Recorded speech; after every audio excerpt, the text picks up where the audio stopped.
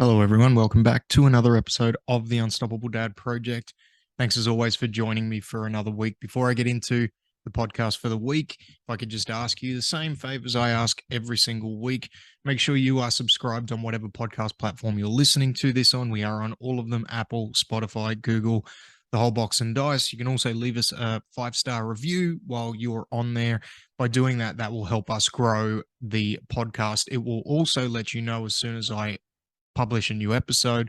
I'm sometimes a little bit inconsistent on the social media platforms, so Instagram and Facebook, but I will always endeavor to make sure there is a weekly podcast that comes out each Saturday for you to listen to on a different topic.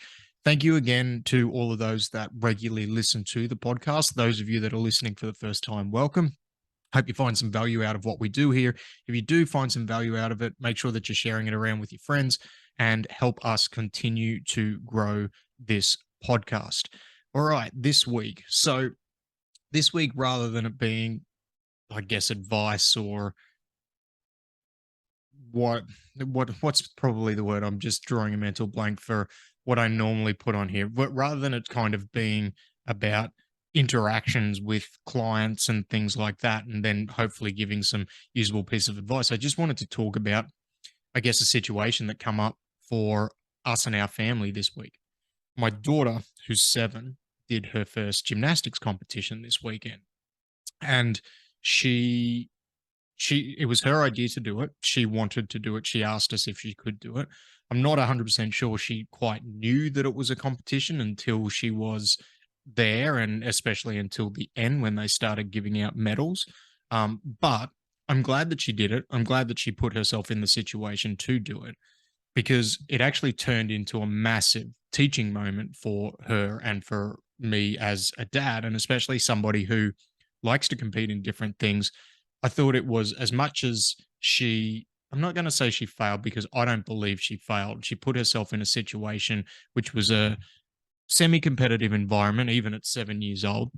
And the reason I say it was a competition was there's probably about maybe 60 girls that were her age or above, a couple of years older than her. There was a few there, but basically they handed out a first, second, and third medal, and that's it. They didn't. They graded every one of the kids on 4 different disciplines. So I can't even remember what they were, but they did, and they gave each of the kids a grading on what they did within each of those disciplines. And then at the end of it, they handed out first, second, and third. So essentially, it was a competition. It was an individual competition that she was involved in.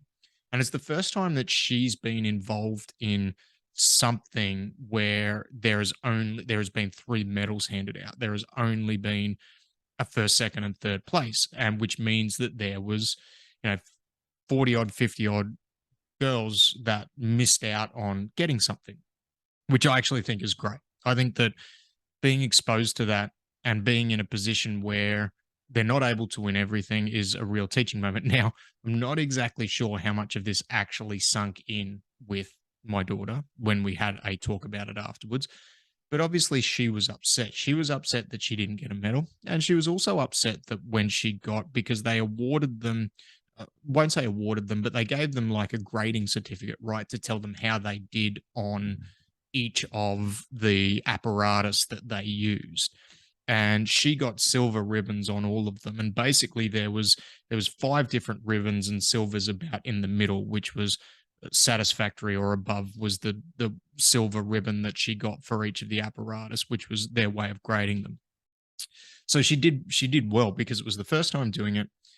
She's 7 years old. And the thing that I was most proud of, and I told her this, was that she put herself into that position. She chose to go into it, and she chose to put herself into that position and test herself in that environment. Because for me, that was the biggest thing. And then when she was in there, she had fun. You could see her. She was going around. She was smiling. She was laughing with her friends. She was having a great time while she was doing it, and she put her best foot forward. Like, she was applying herself when she did it, because I was lucky enough to stay there and watch her for the whole couple of hours that she was there. And it was really great to see those things. So when we had a talk about winning and losing, because in sporting events, especially individual sporting events, there's a first, second, and third. and not everyone gets a medal afterwards. And so that was something that she was upset she didn't get a medal. So we had a talk about her not getting a medal and the reasons why. And the thing is, with her sport, with gymnastics, I think there's a subjective element to it. There's a lot that's not subjective, but there is a subjective element to it. But then the big thing that I tried to highlight with her was it was about her individual effort, and it was about how she felt about the day and how she felt she did as an individual, not compared to the other people. And this was a big thing for her to realize, I believe, because she feels like she didn't do well when in reality, for her particular set of circumstances and where she's at, I feel she did very well. She had fun with it and she applied herself. And she also put herself in an environment where she was really, really testing herself, which is something that she hasn't done before. But failures, saying to her that failure is a part of life was a little bit, I could see the look on her face as we're having this conversation because she was like, oh, like this is something that's going to keep coming up. And then we had to go down that rabbit hole. And it's like, look, it's not it's so you're going to fail and it's not about letting that failure ruin your life, but it's going to be about what you do next. Understanding if you're in this position. So we got those silver gradings for the four apparatus that we were on. If we want to upgrade to the next level, what do we have to do? We started talking about going to her coaches during the week and be like, I got this. I want to get to here. What do I have to do to improve those things? And then working on some steps to improve those and putting in the work in order to get there. And we started talking about, and I really tried to highlight in on her own individual progression rather than the fact that she missed out on a medal, her own individual progression. And every time she jumped back to missing out on a medal, not getting what like first, second, or third, I kept trying to bring her back to the fact that if we just look at what we can control, and we control our effort and we control the effort that we put in training, then it doesn't matter what the end result is. It doesn't matter whether we get a medal or not, because if we're able to look ourselves in the mirror and turn around and go, I put in 100% effort, I applied myself, I practiced as well and as much as I could, then things will start to take care of themselves over time. And then it's about asking questions, going to the coaches, making sure that we're aware of there are going to always be things that we can improve, taking on that feedback, and then putting in the work based off that feedback that we get in order to progress. And it was a really interesting conversation about self effort because she didn't get the result that she wanted to. And as much as I always want my kids to win, I think that things like that and that individual sport arena is such a good teaching moment as they get older. And she may be too young for it, but I think she's starting to get to that age where it's good for her to start to get exposed to this stuff, where everything's not going to go your way and you're not going to get everything that you want. And putting her in that controlled environment where she's able to fail in a controlled way and then hopefully learn from it and hopefully progress, I feel is going to be a massive thing for her moving forward. And I'm going to be big on trying to get the kids to be exposed to as many sports as possible. Gymnastics and swimming are two things that, from an athletic development standpoint, from all the reading that I've done, are probably two great foundations for kids to build their athletic ability from. Now, I'm not trying to build super athletes. I just want my kids to be able to be physically capable as they get older and be able to draw upon that should they ever need to. But they're two things that I've read a lot about. Swimming and gymnastics, it helps develop the inner ear. It helps develop spatial awareness. It helps to just helps them physically develop in a way, which is why Soph's doing gymnastics. And she enjoys it too now. She's getting to that age where she can give us feedback and she can communicate with us whether she enjoys doing something or not. And then she's now got to the point where she wanted to put herself into that situation where she was in quote unquote a competition. And it didn't go away.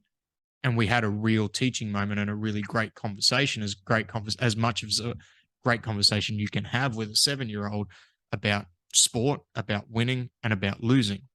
And one thing that I said when we were talking about like winning and losing, she said to me, like, she said something along the lines of, she knows that she shouldn't be upset if she doesn't win. And this is something that may be an unpopular opinion. It may be something that people don't agree with. But I actually said to her, no, it's okay to be upset if you don't win.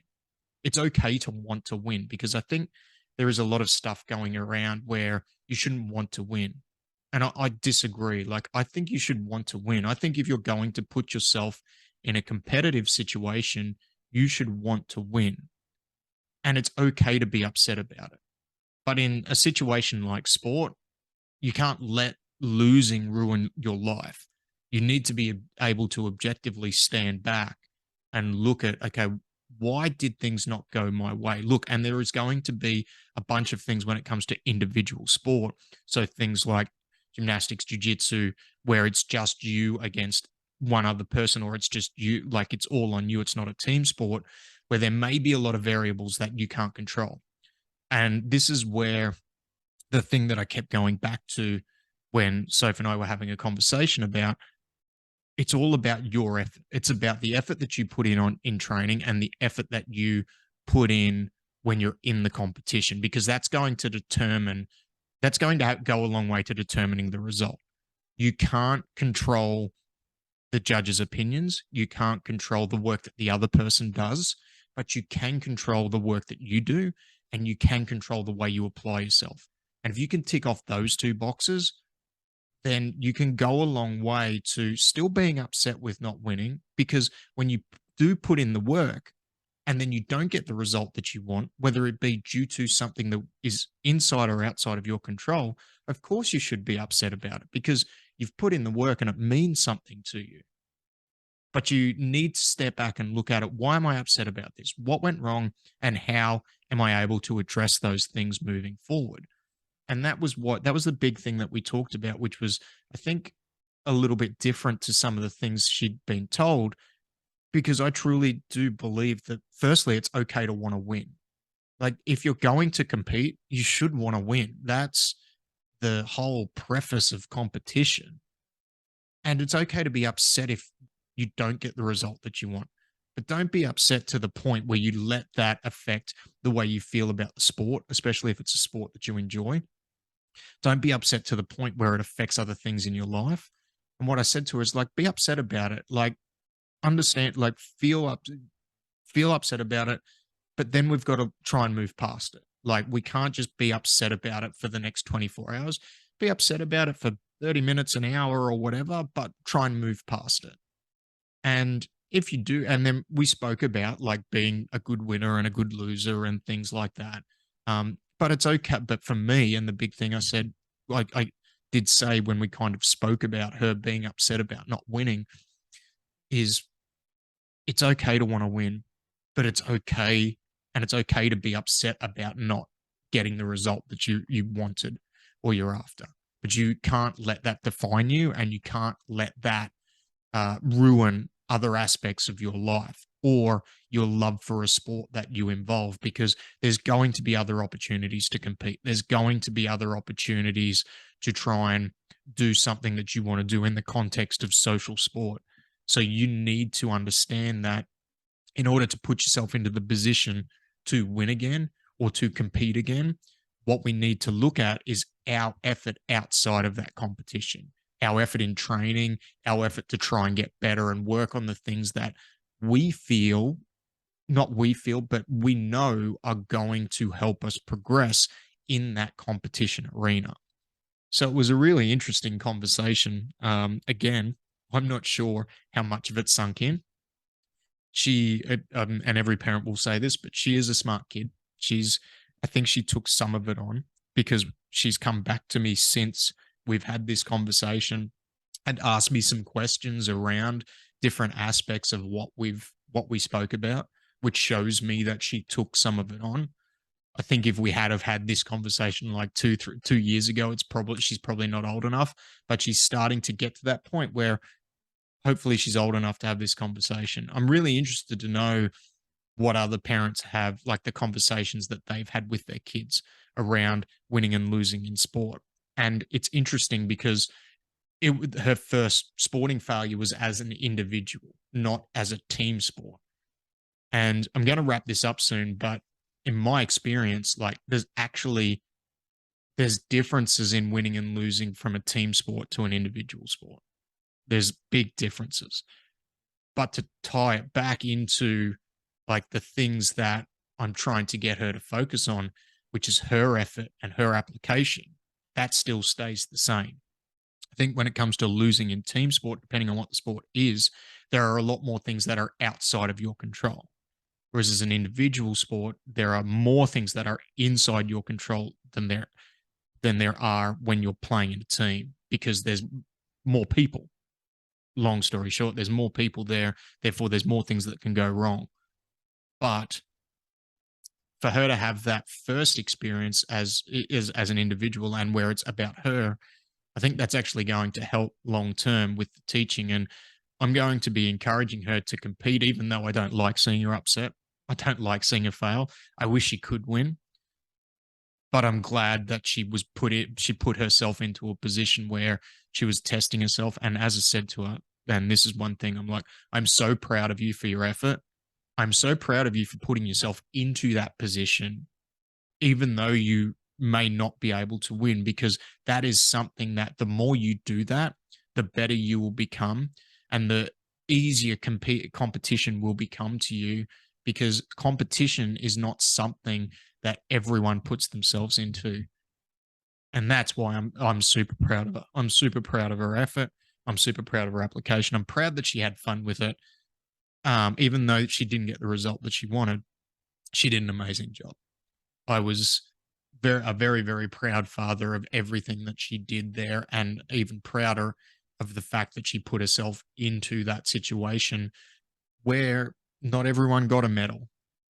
Everyone was aware of how they did in the eyes of the judges, which we can do a whole podcast on other people's opinions and things like that. But from the point of view of strict competition, the fact that she put herself into that and she wanted to do it, and that we were able to have that teaching moment, was a cool moment as a dad. Like, it's something that I was experiencing for the first time.